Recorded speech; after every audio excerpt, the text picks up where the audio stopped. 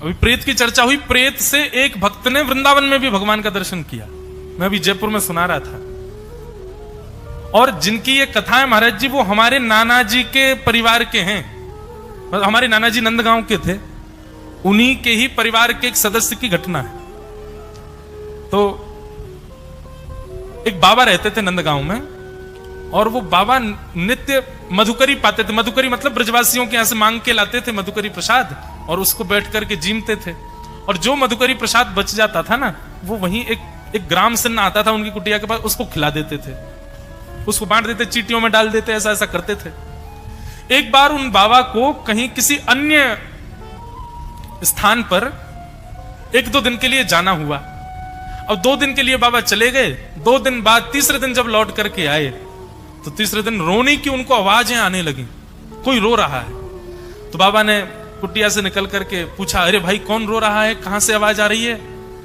तभी एक ज्योति जैसी प्रकट हुई और वो कहने लगी, बोले बाबा प्रणाम, मैं नंदगाम कोई एक व्यक्ति हूं, मेरे द्वारा एक अपराध बन गयो, और देखो ब्रज की कितनी कृपा है, यहां इतने बड़े अपराध करने पर भी प्रेत तो बनो, लेकिन प्रेत भी ब्रजमंडल को ही बनो, ब्रज को ही प्रेत बनो बाबा।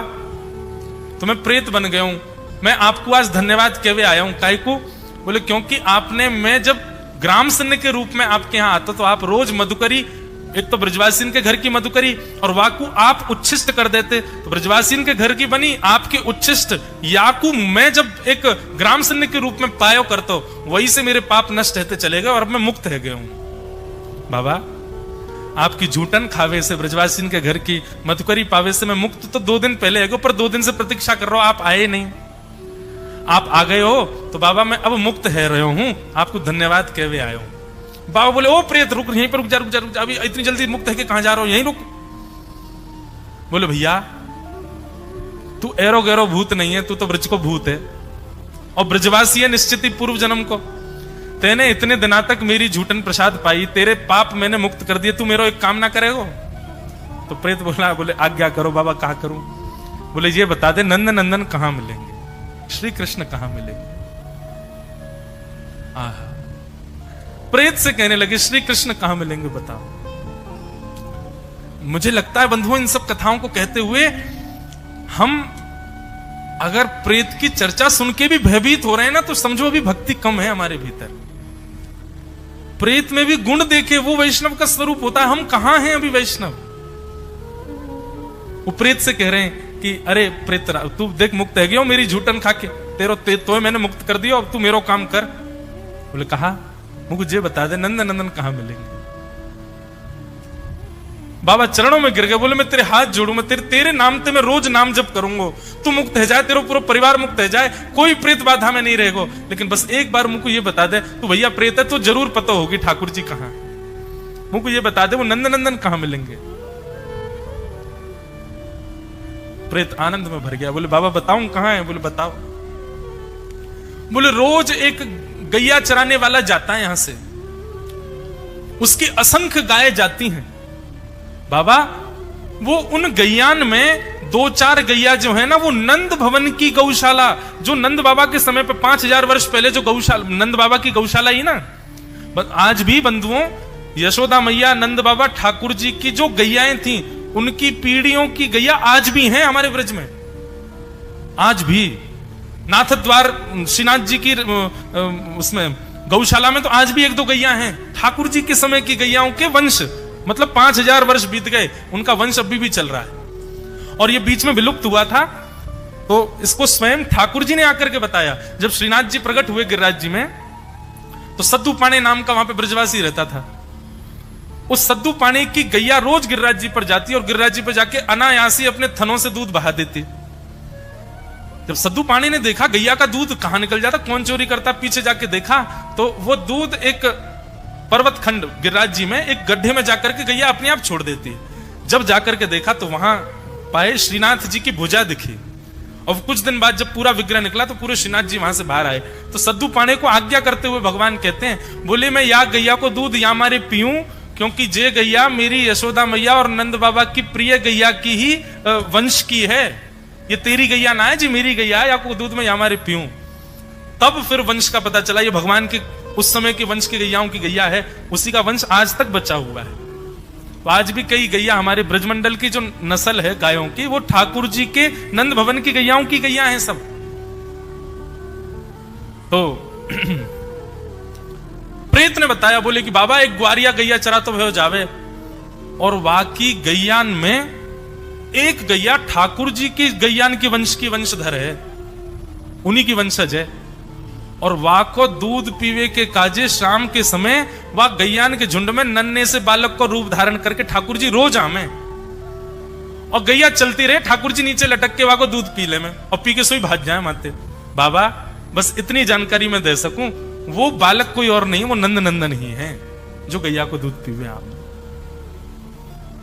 ऐसा कह करके प्रेत मुक्त हो गया, और बाबा जाकर के बैठ गए एक झाड़ी के नीचे, पीछे छुप करके बैठ गए। वो ग्वारिया का पूरा हुलिया बता दिया था, ऐसा है, ऐसी गैया है, सब है। चलने लगे, चलते चलते चलते देखा, तभी बाबा ने अपनी नजर ऊपर करके देखी तो कमल नेत्र हैं। आहा, क्या भ्रगुटी इधर उधर अपने नेत्रों को घुमा रहे हैं, अपने होठों को अपनी जिह्वा से जब बिल्कुल गीला कर लेते हैं, बाकी सी चाल चल रहे हैं, गैया छुप छुप के चल रहे हैं, कहीं ग्वारिया देख नहीं ले मुंह को। और जिस प्रकार एक बानर, कभी बंदर के बच्चे देखो हमारे वृंदावन में आके, वो ऐसे लटके रहते हैं नीचे मैया के गर्भ से, ऐसे ठाकुर जी अपने दोनों भुजा और पैरों से गैया के नीचे लटक गए, और वाके थनन को मुख में लेके वाको पान करने लगे। ये दृश्य जैसे ही देखा, बाबा तो आनंदित हो गए। चाह तो रहे थे कि अभी झपट लूं, लेकिन सोचने पहले दूध पीने तो पेट भल्ले, फिर पकड़ूंगा। और दूध पी करके भगवान ने अपना मुंह पहुंचा, और जैसे चौकड़ी मार के भागन लगे, सामने बाबा आकर के खड़े हो गए, और महाराज चरण पकड़ लिए, बोले अरे लाला मिल गयो मिल गयो मिल गयो, आज तो मेरो कन्हैया मिल गयो, अरे तू ही मेरो परब्रह्म है, तू ही मेरो सर्वस्व है, अरे बड़े दिनाते भजन कर रहे हो लाला, आज तो मिल गयो। अब ठाकुर जी रो में, अरे दारी के बाबा मेरो पाम छोड़, मेरी मैया इंतजार कर रही है, प्रतीक्षा कर रही है, बहुत मारेगी। अब आपको पता चल गई मैं इतने विलंबित गया हूं तो बहुत डांटेगी। बाबा बोले आज नहीं छोड़ूंगा, बड़ी मुश्किल से मिले, अब तो पकड़ ही लूंगा। ठाकुर जी ऐसी हरकत करने लगे कि बाबा को ऐसा लगे कोई सामान्य बालक है, जोर जोर से चिल्लाने लगे, अरे देखो ये बाबा मुंह को पकड़ के ले जा रहा है, मुंह को जाके शहर में बेके आवेगो, अरे या बाबा को मूड फोड़ दो, ऐसे ठाकुर जी चिल्लाने लगे। वहां कुछ लोग इकट्ठे भी होने लगे, सब कहने अरे बाबा जी कहां कर रहे हो, तेने छोरा का को पकड़ लियो, जन कौन से ब्रजवासी को छोरा है। बोले अरे तुम ना जानो कोई ब्रजवासी को छोरा ना है, ये तो मेरा प्राण धन है, या को ना छोड़ूंगा या को तुम्हें ले जाऊंगा। इतने में ही ठाकुर जी जब समझ गए कि अब ये भाव इनका निर्मित हो चुका, अब ये पूर्ण रूपेण मेरे हो चुके, मुझे छोड़ेंगे नहीं, तुरंत ठाकुर जी ने उनके सिर पर वरद हस्त फेरा, और फेर करके उनको अपने मधुर स्वरूप का दर्शन करा करके उनको हृदयांगित करके, और बाबा को अपने संग ही गोलोक धाम को लेकर के चले गए। बोलो भक्तवत्सल भगवान की। बताओ, भगवत प्राप्ति किसी को गुरु कराते हैं, भगवत प्राप्ति किसी को धाम कराते हैं, मन में यदि ललक हो तो भगवत प्राप्ति प्रेत भी करा देते हैं। लेकिन इच्छा ऐसी चित्तवृत्ति बन जाए, किसी से और कोई अभिलाषा ही नहीं है, केवल हमको श्याम सुंदर चाहिए और कोई नहीं चाहिए। ये चित्तवृत्ति जब बन जाती है ना, तब आपके आगे दिखने वाली जड़ चेतन हर वस्तु से आप यही कहोगे, किसी भी एक सुंदर सद नियम का पालन करो। एक नियम जीवन में निश्चित होना चाहिए, और भगवत संबंधी नियम होना चाहिए, उस नियम का आप पालन करने लग जाओ। भीष्म पितामह कहते हैं महाभारत में अनुशासन पर्व में कि यदि कोई व्यक्ति सद नियम धारण करे और 12 वर्षों तक बेनागा उस नियम का पालन करे, तो 12 वर्षों में उसका वह नियम इतना सिद्ध हो जाएगा कि वह उस नियम के बल पर जो सिद्धि प्राप्त करना चाहे वो उसको प्राप्त कर लेगा। और सिद्धि ना भी प्राप्त करना चाहे, अगर ठाकुर जी का दर्शन करना चाहे तो उसको ठाकुर जी का दर्शन भी हो जाएगा। देखिए सुनो, कथा याद आई, गोस्वामी तुलसीदास जी महाराज काशी में जब विराजते थे तो नित्य प्रवचन करते थे 80 घाट पर। 80 घाट पर रोज कथा करते थे। उनका नियम था कि वो रोज सवेरे सवेरे शौच आदि के लिए वन में जाते थे, और वन में एक पात्र में जल लेकर के जाते थे, और शौच आदि से निवृत्त होने के बाद में जो जल बच जाता था, जो प्रयोग हो गया वो तो चला गया, जो बच जाता था उसको एक पेड़ की जड़ में डाल देते थे। ऐसा करते करते करते करते 12 वर्ष तक बेनागा उनका ये नियम चला। ये सामान्य सा नियम था और कोई ऐसा कोई सदनियम भी नहीं था, बहुत सहज सरल और सामान्य सा एक नियम था। लेकिन ऐसा नहीं कि आप भी ऐसा करो। एक बात बता रहा हूं, तो उनका जो शेष जल बच जाता था वो एक वृक्ष की जड़ में डालते थे। 12 वर्ष पूर्ण हुए और 12 वर्ष पूर्ण होते जैसे उन्होंने वो बचा हुआ, उनका कोई ऐसा नियम नहीं था, मार्ग में रोज वही पेड़ दिखता था तो उसमें डाल देते थे। 12 वर्ष पूर्ण होते ही जैसे वो जल डाला तो ऊपर से एक प्रेत प्रकट हो गया और प्रेत ने प्रकट होकर के महाराज गोस्वामी जी को दर्शन दिए। बोले आप ही मुझे मुक्त करेंगे, आपने मेरी प्यास बुझाई है महाराज, 12 वर्षों तक आपने ही मुझे जल पिलाया है। मैं एक ब्रह्म राक्षस हूं, मैं था तो ब्राह्मण, लेकिन मेरे द्वारा एक अपराध बना, इस वजह से मैं प्रेत योनि में भटक गया हूं। आपने जो जल पिलाया उससे मैं आधा मुक्त हो गया हूं और भी मुक्त हो जाऊंगा, कृपा करके। उसने आदि आदि चर्चा की। लेकिन गोस्वामी जी का स्वभाव देखो, जैसे ही पता चला कि प्रेत है, हम होते तो भाग जाते वहां से, अरे प्रेत आ गया भागो। लेकिन उसने अपना परिचय दिया कि मैं प्रेत हूं। तो गोस्वामी जी कहते हैं तुम प्रेत हो? बोले जी। प्रेत के पास में एक विद्या होती है। बोले क्या? उसको देव भ्रमण के बारे में संज्ञान होता है, उसको यह पता होता है कि देवता कहां भ्रमण कर रहे हैं, क्योंकि प्रेत देवताओं से भागता है।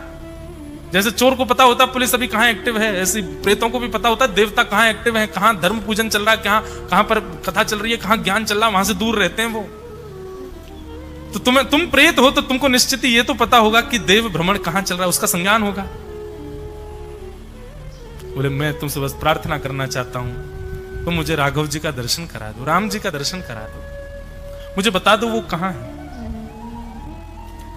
प्रेत के भी आंसू होते तो वो आंसू निकल आते तुलसीदास जी की बात सुन करके। बोले देखो हम प्रेत हैं, हमसे कोई प्रेम से बात नहीं करता, सब भागते हैं। लेकिन गोस्वामी जी का भाव देखो, संसार के व्यक्ति को यदि पता भी चल जाए कि प्रेत है, प्रेत के पास में दिव्य शक्ति होती है तो कुछ मांग लेते, लेकिन मांगा भी तो भगवत दर्शन।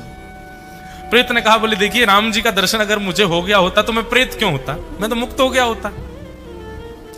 पर श्री राम जी के परम प्रिय श्री हनुमान जी महाराज वो कब कहां विचरण कर रहे होते हैं ये हम प्रेतों को पूर्ण रूपेण पता होता है। और इस समय जो हम लोगों को खबर है कि श्री हनुमान जी महाराज कहां एक्टिव हैं, तो श्री हनुमान जी महाराज नित्य 80 घाट पर गोस्वामी तुलसीदास जी महाराज की कथा सुनने के लिए आते हैं। गोस्वामी जी बोले मेरी कथा में हनुमान जी आते हैं? बोले जी। बोले उनका रूप स्वरूप? बोले रूप स्वरूप में तो नहीं आते, वो एक दीनहीन सा रूप धारण करके आते हैं। वाष्पवारी परिपूर्ण लोचनम, नेत्रों में आंसू भरे होंगे, समझ जाना वही श्री हनुमान जी।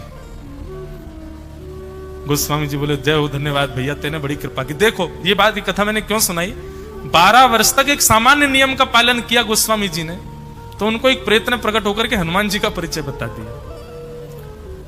ये बात सत्य है कि यदि कोई व्यक्ति नियम से रहता है और उस नियम का नित्य पालन करता है तो वह नियम ही उसको सिद्धि प्रदान करता है। और सिद्धि के रूप में हमको कोई ऐसी सिद्धि नहीं चाहिए किसी का भविष्य बता दें या उस सिद्धि से हम कुछ फूल प्रकट, ये सब सिद्धियां नहीं है बंधु, ये चमत्कार हैं। सिद्धि का मतलब तो ये होता है पूर्व में ही संज्ञान हो जाना कि कोई घटना का क्रम तो नहीं, किसी को देख करके उसके प्रति सद्भाव या कुभाव का वाचन कर देना। सिद्धियों का मतलब भगवत प्रीति के लिए सदैव क्या क्या भाव करूं ऐसी भावना चित्त में आना, ऐसी सिद्धि मिल देंगी। गोस्वामी जी को पता चल गया तो गोस्वामी जी कथा करने गए, कथा में बैठ के श्रोताओं को देखने लगे, तभी उन श्रोताओं में एक दीनहीन सा व्यक्ति पीछे कंबल ओढ़े बैठा, उसके आसपास भी कोई नहीं बैठा था। इतना दीनहीन दुर्गंध युक्त व्यक्ति के लोग दूर खड़े थे उससे। गोस्वामी समझ गए, बोले जय हैं हनुमान जी। और जी हनुमान जी महाराज कथा सुनाते सुनाते कथा विश्राम हुई, सब लोग प्रणाम करके जाने लगे। गोस्वामी जी व्यास मंच से उतर करके दौड़ करके गए और उस व्यक्ति के पैर पकड़ लिए।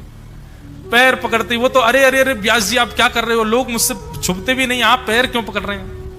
बोले अब कब तक पागल बनाओगे भगवान, मैं जान गया हूं आप कौन, आपकी इतनी लीला इतने गुण गाता हूं, मुझे दर्शन नहीं दोगे, दक्षिणा चाहिए मुझे, दर्शन दीजिए। और श्री हनुमंत लाल जी अपने रूप में प्रकट हो गए और प्रकट होकर गोस्वामी जी को हृदय से लगा लिया। बोले बस एक ही अभिलाषा है, श्री राघवेंद्र सरकार का दर्शन करना है। वो कहां है? हनुमान जी महाराज ने परिचय दिया, बोले जाओ चित्रकूट में श्री राघव जी विराजमान है, वहां उनको दर्शन हुआ और इस प्रकार से गोस्वामी जी को भगवत साक्षात्कार